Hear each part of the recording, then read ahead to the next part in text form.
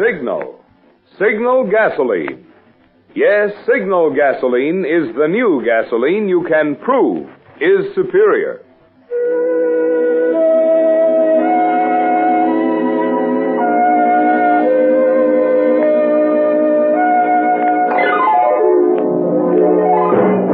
The Signal Oil Company and your neighborhood Signal dealer bring you another curious story by The Whistler.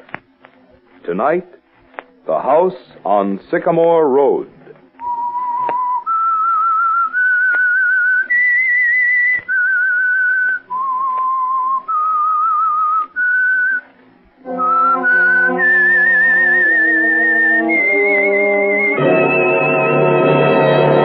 I am the Whistler, and I know many things, for I walk by night.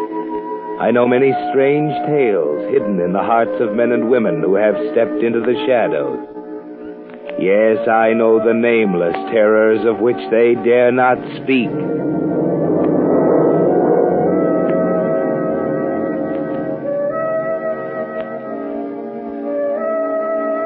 Sometimes weakness results only in failure and disillusionment. Sometimes it's much more serious than that. It can take a sinister turn, sending its victim down the spiral that ends only in death. That's the way it was with Harold Phillips on the day he and his wife, Muriel, rented the house on Sycamore Road from old Sabina Fielding. It wasn't much of a house, but it was destined to be the most important element in Harold's life. Like Sabina, it was old, but there was a kind of majesty about it, veiled as it was behind a mat of unkempt shrubbery and a pair of magnificent elms in the front yard. Muriel had objected to it, of course, but there was no other alternative. Rents were sky high, and the house on Sycamore Road was the only answer. As they stand talking with Sabina in the front hallway, Muriel was a little impatient. Well, that just about covers everything, Mrs. Fielding. Yes, I think we'll make out very comfortably here. It's hard to leave. Never thought I'd mind it this much. Of course. It's been in the Fielding family for now. Let me see. Well, there was Rodney and Lisa. Yes, 5 generations. 5 generations? Yes. I do hope you young people will be happy in it. A fine house in its time, you know. A proud house, just like the Fieldings. Yes, we're a proud family. None of us ever had money, excepting Richard, of course. That's my grandson. Richard had money, but it didn't do him any good. Well, even he's gone now. I'm the last now, the last Fielding. And I'm afraid I haven't much longer. Oh, I wouldn't say that, Mrs. Fielding. Oh, no. I'm an old woman, Mr. Phillips. Yes, it's hard to leave. Oh, that clock.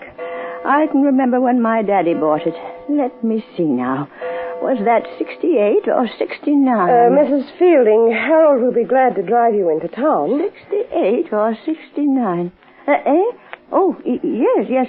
Well, I'd better be going. I'll be glad to take you. Oh, well, it's only 2 blocks to the bus stop.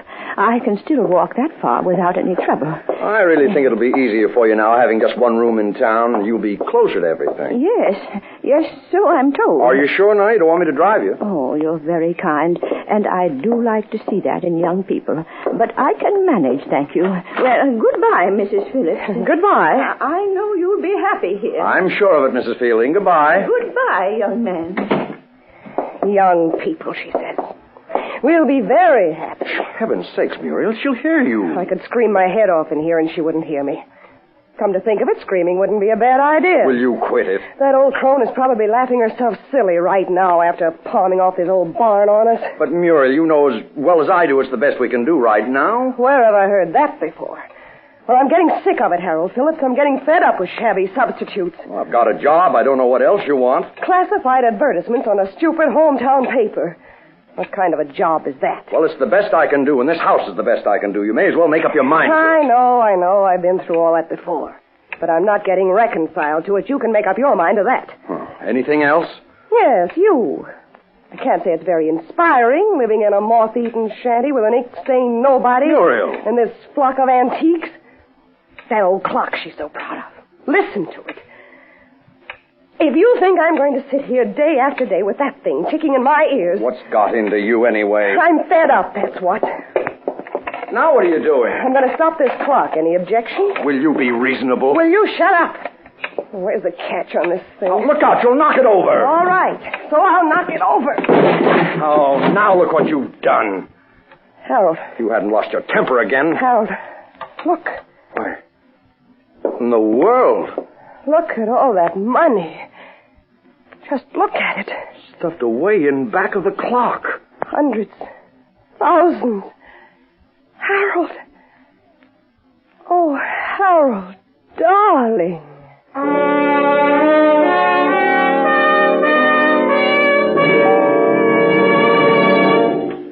As you sit listening on Monday nights to Signal Oil Company's program, The Whistler, has it ever occurred to you how many millions of persons around the world have never even heard a radio? Missing a lot of pleasure, aren't they? Oh, but wait a minute. Before you start shedding tears for those folks, just consider the pleasure you yourself may be missing if you haven't yet tried new Signal gasoline. No fooling, folks. You'll never know how much driving pleasure there's left in your car till you try Signal's new Super Fuel. For new Signal gasoline is packed with performance that's so apparent you can actually feel it, see it, hear it. Now, here's what I mean. With new Signal gasoline in your car, when you touch the starter, you feel your motor spring instantly to life. When you step on the accelerator, you see your car step ahead with pickup that makes you proud. And even when your motor's working hard uphill, you hear it purr contentedly, proof of Signal's higher anti-knock. What's more, because you'll be shifting less, and shifting wastes gasoline, you'll enjoy more high-gear miles, actually go farther than ever with new Signal gasoline. Now, I know that's the kind of performance you'd like to enjoy from your car. And here's the easy way to get it. Just drive into one of the friendly stations displaying Signal's yellow and black circle sign and say, fill her up with new Signal gasoline. And now, back to the Whistler.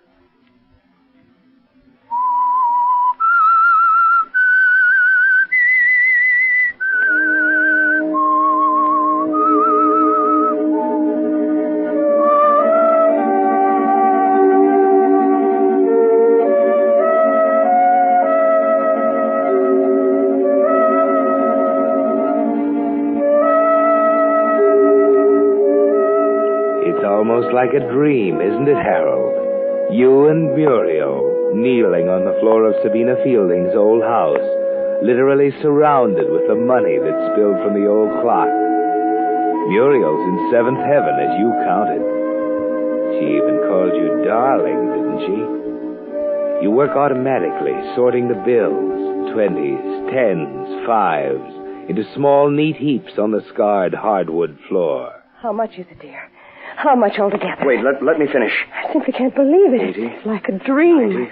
100. There, that's the last 100. How much altogether? It hardly seems possible. How much, Harold? Tell me. $50,000. Oh. 50,000 in currency, small bills. It's probably been hidden away in this compartment behind the clock for years. $50,000. Never thought I'd see this much money all at once. The things we'll be able to do. All the marvelous things I've always dreamed of. All the clothes. Maybe go abroad. Who in the world? Harold, who can it be? I don't know. We can't let them in, all this money. We won't answer it. We won't let them in. Well, we'll have to. They can see the lights are on. But all this money. Well, stay here and hide it. I'll see who it is. All right, then. All right, but don't let them in. Nobody must see this money. Nobody must know we have it. Yes? Huh? Who are you? Looking for someone? I figured maybe the old lady fell asleep and couldn't hear me. Old lady? Sure. The old girl, Mrs. Fielding. Well, Mrs. Fielding doesn't live in this house now. Now, wait a second. No, she doesn't live here now. She lives in town. Who are you? My wife and I are renting the house. Who are you? Well, I think you might do well to tell me who you are first. Okay. I'll come in and we'll talk things over. No, please, wait a minute. Now, listen, Jack. Look, you see, my wife is very ill. We can't have any visitors. I don't want to talk to your wife. I can't talk to you now. I'm very busy. Good night. Okay, mister. But I'll be back. So long. Who was it, Harold? Harold? Who was it? What did he want? Wait. Well, why are you snooping from behind those curtains? Well, I want to make sure. Yeah, he's getting in his car. And there he goes. There who goes? Who was it, Harold? A man. Oh, did you set the clock up against the wall again? Yes, the glass was broken. I threw the pieces in the fireplace. Well, where's the money? I put it back in the clock. Who was it? Oh, I don't know. A fellow about my age had a red scar on his right cheek. He wanted to see Mrs. Fielding. He wouldn't give me his name. It's funny. He said he'd be back. What are we going to do about the money? We can't leave it there. Maybe we could... Harold, what's the matter? Hey, I think I know who he is. Muriel, what did Mrs. Fielding say about Richard Fielding? Something about money? He's dead. She said she was the last, don't you remember? I'm not so sure. That's the trouble. I'm not sure at all. Muriel, we may as well face it. It's not our money. It belongs to him. Don't be stupid. He's dead and she doesn't know anything about it. We found it. It's ours. For the first time in our lives, we have a chance to get off the treadmill and get somewhere. But it isn't ours. Besides, she needs it. She's going to die. We've got a whole lifetime ahead of us. I don't know, Muriel. What if it is his? What if he knows about it? We don't know for sure that he's dead. We can find out for sure. How? Mrs. Fielding knows. We're going to call on her the first thing in the morning.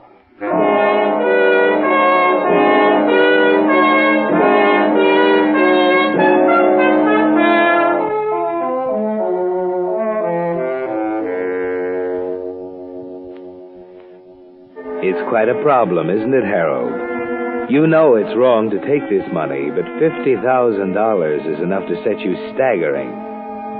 Muriel didn't make that decision, did she? You would have made it all by yourself. Yes, Harold, there's only one thing that keeps you from taking it. The thought that someone else may be in on the secret. The man with the scar on his face, for example. You can't sleep all night thinking about him. And neither you nor Muriel stop for breakfast the next morning.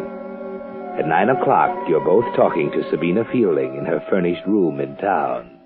Sorry I can't be a better hostess.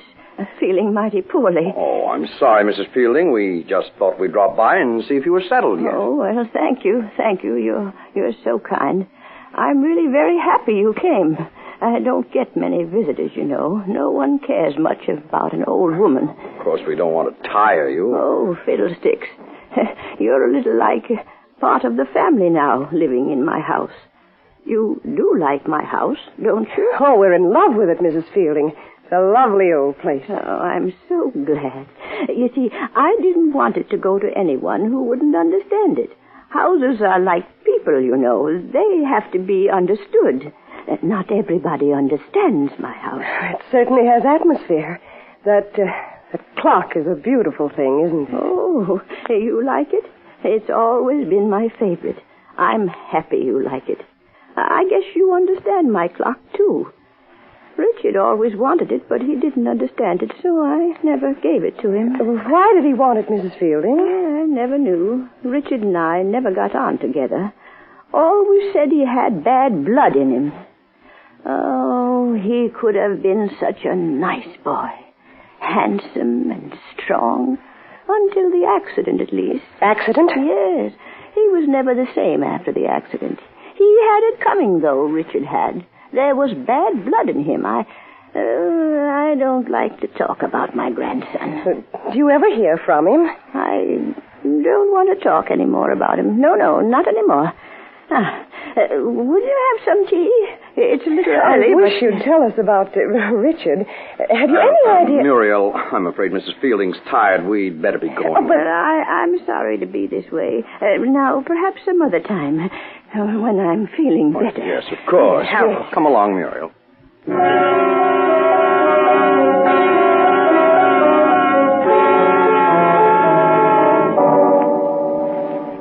That convinced you, didn't it, Harold? It all fits. The scar on the face of the man who called on you last night ties in with Sabina's story of Richard's accident. Her remark about his fondness for the clock. It was too easy, wasn't it? $50,000 isn't hidden in a clock and then forgotten. It's Richard's money, and he's bound to come back for it. There was no reason for tiring Sabina any longer. Muriel would have worn her out with questions. After all, Muriel isn't the kind who gives up easily. After you've arrived back at the house, she keeps it up, never letting down for a minute. Harold, of all the asinine... There was nothing else to do. She would have told us if you hadn't... Sometimes I think you have the mentality of a child. What more do you want? She practically came right out and said it. He had money. He was in an accident. The scar, you remember? He always wanted the old clock. Could she make it any plainer? All right. It's your move. What are you going to do? We can't do anything. He knows the money's there. What do you mean we can't do anything? We can leave, can't we? When? Right now. Huh. That's a prize suggestion. Why, he could trace us in 5 minutes. We'd be in jail in a week. Listen, Harold. You've got a chance. For the first time in your shabby, ordinary little life, you've got a chance at something real. Are you going to throw it away? Well, I don't know. Sabina knows nothing about the money, Harold. There are only 3 people in on it. You and I, and Richard Fielding. And he's coming back here. He said so. You'll probably never have another chance, Harold. What are you suggesting? Think it over, Harold. There isn't much more time.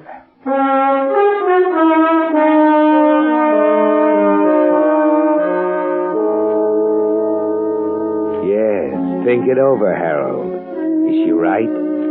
You can see her point, can't you? You'll never have another opportunity like this as long as you live.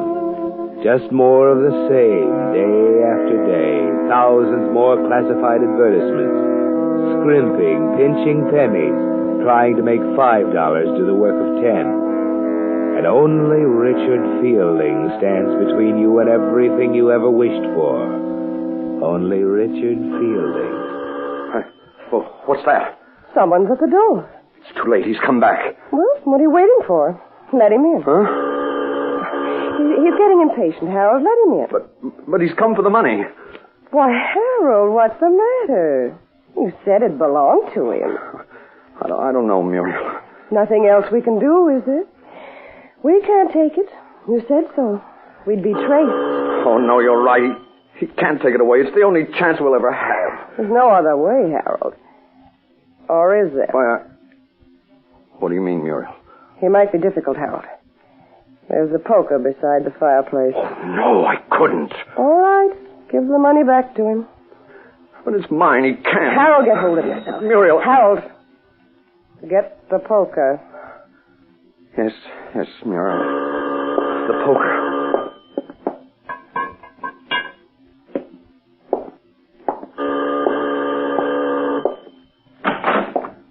Yes? Hi, I'm back again. You remember me, don't you? I was here the other night. Sure. I remember. What do you want? I'd like to come in for a minute. My car's stalled outside. All right. Come in. Yeah, I got this far from town, then my jalopy stopped dead on me. I didn't even know it was your house till I found myself on the steps again. Well, come in the living room. I've been poking up the fire. Yeah, I noticed. Who is it, darling? Oh. Hello. Good evening. What's the matter? What are you looking at? Didn't you ever see a scar on a man's face before, Mrs. Phillips? How do you know my name? I've been in town today asking a few questions. He's the one, Harold. It's he. Now, wait, Jack. Now, Harold. Wait.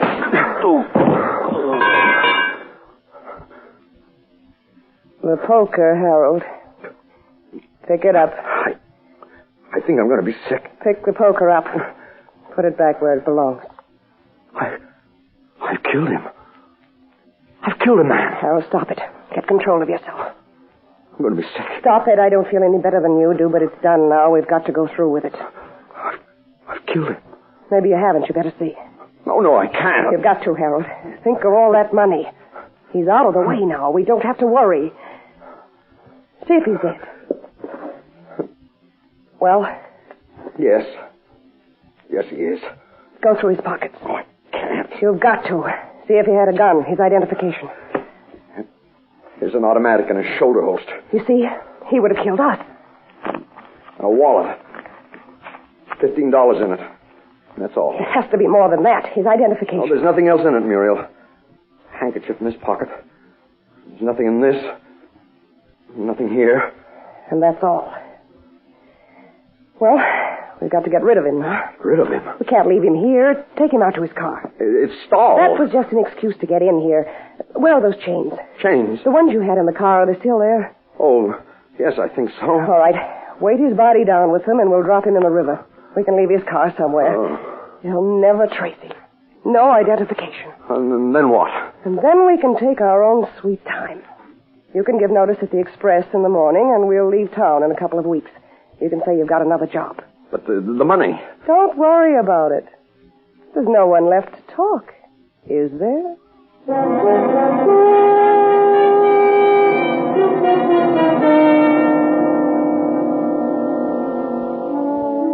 You've killed a man, Harold. It stopped you for a while, didn't it? But after that first wave of nauseating panic, you can think more clearly. The weighted body goes into the river, the car left on a lonely road. Then during the next few days, you try to appear normal at work while you wait for the news to break. It's hard to concentrate, isn't it? Mr. Gardner, your boss, has to call you on the carpet because of absent-minded errors you make in the daily classified section. The others notice you aren't eating at lunchtime. 5 days, 6 days, a week. Nothing happens. They must have found the car. They couldn't miss it parked on the highway 10 miles. Finally, you deliberately stroll into the city hall and look up Chief of Police Norton. Well, hello, Harold. Sit down, have a chair. Where have you been keeping yourself? Missed you at the lodge meeting the other night. Oh, I've been pretty busy. How about you? Never a dull moment around here. You know, police work's funny. Yeah? Sometimes it gets so quiet you can hardly stand it. Have trouble keeping the men in line. I can hardly blame them playing around with traffic violations day after day. Then, all of a sudden, everyone gets so darn busy he wishes he had 6 hands. Yeah, look, like now, for instance. You got a handful, huh? Uh-huh. This is a quiet town, Harold. Too quiet sometimes, almost like a snake coiling up ready to strike. Last week, nothing but traffic violations. Well, maybe a bunch of wild kids breaking a store window somewhere. This week, stolen automobiles. Yeah? Mm-hmm. Just gave the story to one of your boys. That isn't all. We got a murderer on our hands. Huh? Uh-huh. Somebody right in town, too. Just like I was saying, Harold, it's a quiet old burg, but I suppose as long as people get together, there'll be murder. Yes. Well, what was it? Just like all those nosy newspaper guys, aren't you? Sorry, Harold. We can't say anything until we get him. You, got any leads? Sure. There's always leads. Don't worry. We'll get him. When we do, you'll know about it. Oh, excuse me. Norton speaking. Yeah. Fielding? When'd you find the body? Oh, gosh, that's tough. Huh? Well, yeah, Harold's right here. Just happened in. What's it got to do with him? What? Well, that's a funny one. Wait a minute. I'll get Phillips. Say, Harold, what did... Hello? He just ducked out the door. I'll get hold of him for you.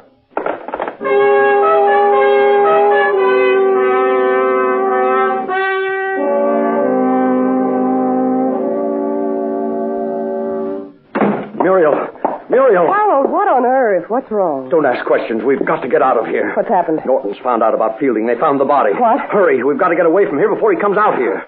Too late to run. Get the money. It isn't any use, Harold. Why not? If they found the body, they're sure to catch you. You can't hope to get away by running. Me? What do you mean, me? I'm not running away, Harold. You're an accomplice.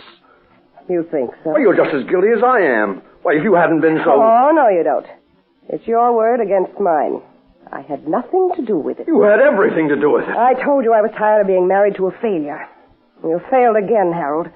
You even failed at murder. You won't get away with it. What about the money? What money? In the clock, the clock! I didn't know there was any money in the clock. And I'm sure no one will find any there, even if you tell them to look in it. You've hidden it. You've hidden that money somewhere else.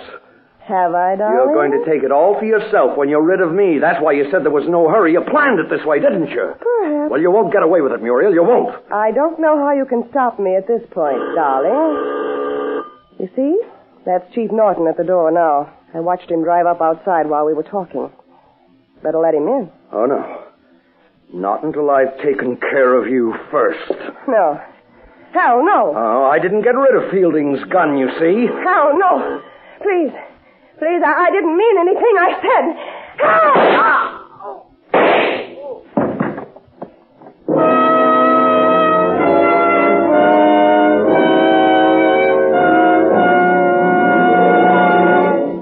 The Whistler will return in just a moment with the strange ending to tonight's story. Meantime, let's take a look at a few of the new post-war products we've all been waiting for. According to news releases, the first of the new nylon hosiery will be of pre-war quality. The first new automobiles will be 1942 models with improvements added. But when it comes to gasoline, new Signal gasoline, that's another story. For new Signal is not just pre-war quality gasoline, not just old-style gasoline improved, but an entirely new type of motor fuel with performance features that until recently were reserved for war. You see, science has long known that gasoline is composed of molecules, and each molecule is an arrangement of atoms. The way those atoms are arranged determines how much power you get from the gasoline.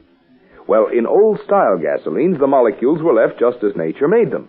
But recently, certain chemists found out how to take gasoline molecules apart, then rearrange the atoms in an entirely new way. The result is new Signal, an entirely new type super fuel with quicker starting, faster pickup, higher anti-knock, and longer mileage. Because these are all features you can actually feel, see, and hear, we urge you to let just one tank full of new Signal gasoline talk for itself. Let its performance in your own car show you why new Signal actually is the new post-war gasoline you can prove is superior. And now, back to the Whistler.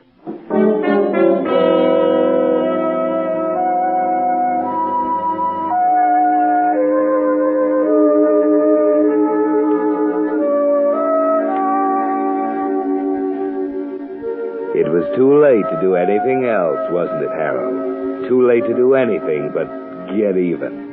And you did it very efficiently. Muriel, your wife, she's dead now, lying at your feet, as Chief Norton comes into the room. Harold, what got into you? You killed her deliberately. It doesn't matter. Good Lord, man, what are you talking about? You've committed a murder. Doesn't that mean anything to you? He was as guilty as I am. She was in on it, too, understand? She wanted the money, the $50,000. She wouldn't give me any peace. When Fielding came back for his money... Fielding? What Fielding? Richard. It was his money in the clock. She made me kill him, Norton. She made me. He came to the house for the money? Yes. He had a scar on his right cheek? Yes, of course he did. Oh, will you drop it? I've had enough. Wait a minute. You've made an awful mistake, Harold. What? The man you killed was the murderer I told you we were looking for. He was Richard Fielding's partner in a bank robbery last year. A murderer? Yes. They quarreled over the money, and he killed Fielding. When he broke out of the pen last week, they notified us, figuring he'd check in here sooner or later. Yes, but down at your office, what were you talking about on the telephone? Sabina Fielding. She died last night. Sabina? Yes. But I thought... Funny. I've always thought Sabina was a pretty good judge of character. She sure missed the boat this time. What do you mean? She must have taken a fancy to you and your wife, left the house and everything in it, to the two of you.